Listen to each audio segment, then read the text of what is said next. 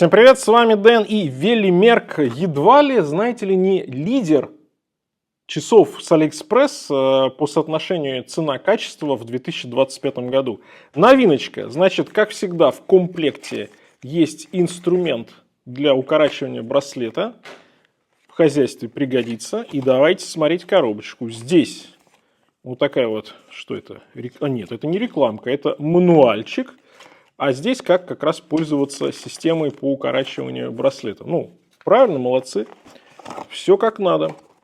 И вот этот кейсик, который не так давно они ввели, опять же, в 2025 году, очень приятный такой. Он и travel кейс, он и на постоянку, он и просто часы хранить. Очень приятно, качественно сделанный. Молодцы. Шикардос. Но самое главное, конечно же, это часы. И здесь, ребята, да, вот это я понимаю циферблат. Ё-моё, вот это просто секси, просто секси. Короче, распаковываю и будем говорить про них. Ох-ох-ох, ребята, да, вот это циферблат так циферблат. Очень красиво, потрясающе просто. Вот у них разные были. И, пожалуй, вот эта версия Glacier, ледник, вариант Ice Blue, там 3, по-моему, варианта разных по циферблату. Но мне больше всего этот понравился. Невероятно. Текстура красивая, он переливается, он такой объемный, он как будто даже вот этот лед прям там прозрачный. Очень красивый эффект, плюс еще накладные полированные метки, стрелки, все добавляет блеска, и когда свет попадает на циферблат, конечно, потрясающий эффект. Как будто, знаете, такое стекло, а под ним действительно лед. Вот реально, это прям так ощущается. И они еще дату сделали в цвет. Конечно, я предпочел бы без даты, но то, что дата в цвет сделана, и из-за этого даже это хуже считывается, потому что черный на синем, да, там на таком, на переливающемся синем, это технически они сделали превосходно, но в плане читаемости, конечно, никак. Лучше дату отсюда убрать, было бы прям вообще цельно. Ну ладно, это мое личное мнение. Значит, референс VM226, версия Ice Blue, внутри стоит Seiko NH35, как всегда, рабочая японская лошадка, 100 метров водозащиты, так что на любые случаи жизни, сапфир с внутренним антибликовым покрытием, и здесь, как видите, такое высокое купольное стекло, возвышается миллиметра на 1,5 над рантом. Сталь 316L по корпусу, по браслету. Есть здесь люминофор на метках и стрелках. 39 мм в диаметре корпус. От ушка до ушка 45,6. Высота 12,6. Ну, с учетом стекла высокого, окей прям вообще. И 20 мм по браслету. Так что, если что, можно будет и ремешки ставить. А с этими часами, конечно, будет интересно разные ремешки посмотреть, потому что они прям так и притягивают. Прям так и притягивают. Хочется, наверное, попробовать бы их с черным ремешком матовым, чтобы прям все внимание было на цифер. Ну, или, может быть, с чем-то, наоборот, ярким. Ну, в принципе, в базе на браслете тоже окей, но мне кажется, к этой модели хорошо было бы все-таки ремешочек. Оно прям так напрашивается. Напишите, что бы вы поставили. Так, значит, по весу 150 грамм на полном браслете. И, кстати, насколько здесь хватает, давайте сразу посмотрим. Ну, прилично, сантиметров 5. Так что на любую лапень налезет моя 18,5, да, на 23, я думаю, даже чуть ли не на 24. Но с учетом того, что это все-таки 39 миллиметров по диаметру, на слишком большое запястье они и не очень красиво будут смотреться. А так на небольшое, на среднее и на начально крупное, да. Посадка шикарная. Очень классно крепится первое звено к корпусу. Здесь ничего не топорщится, не торчит. Достаточно короткие ушки. Здесь за счет того, что корпус как бы чуть вниз уходит, приятная посадка, и высота кажется еще меньше. Ну и объема, много объема по этому корпусу. Видите, нижняя часть, как бы такая выемка здесь, центральная часть узкая, отдельный рант, еще такое вот здесь стекло сверху. Эти часы прям вот элегантно очень смотрятся с боковой стороны. Браслет Oyster сатинированный, в принципе, практически весь корпус сатинированный, кроме боковой части ранта и боковой части по корпусу. Все внимание именно на циферблат. Oyster здесь окей, вполне себе приятный. Это не лучший браслет Oyster, и здесь немножко может быть рисковаты грани, но вполне окей.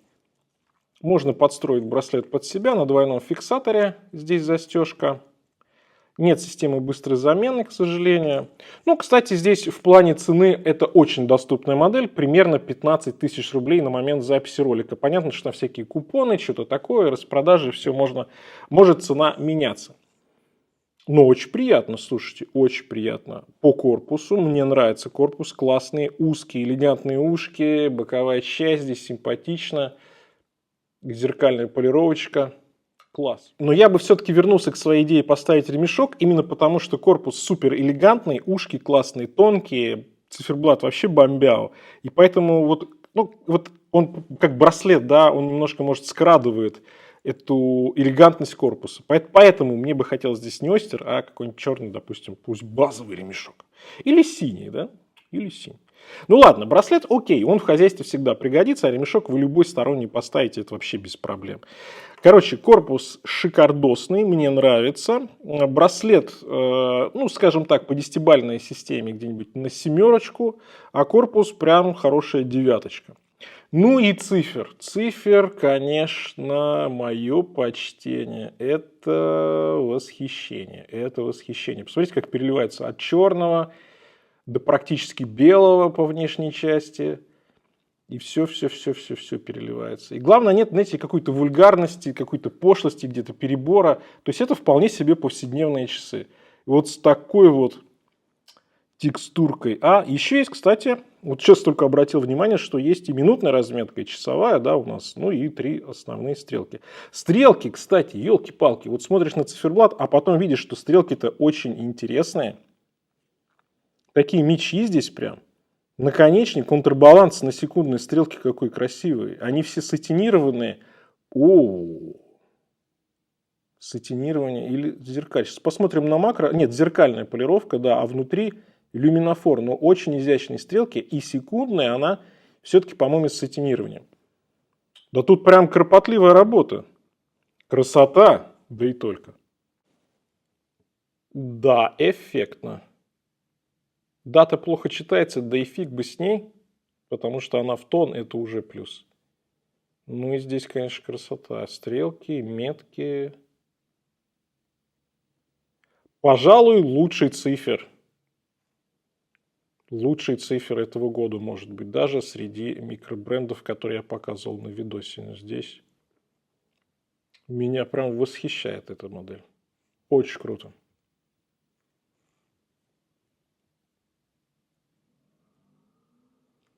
По отделке по корпусу все приятно. Браслет в целом тоже окей. Небольшой тут микролюфт, может быть, есть.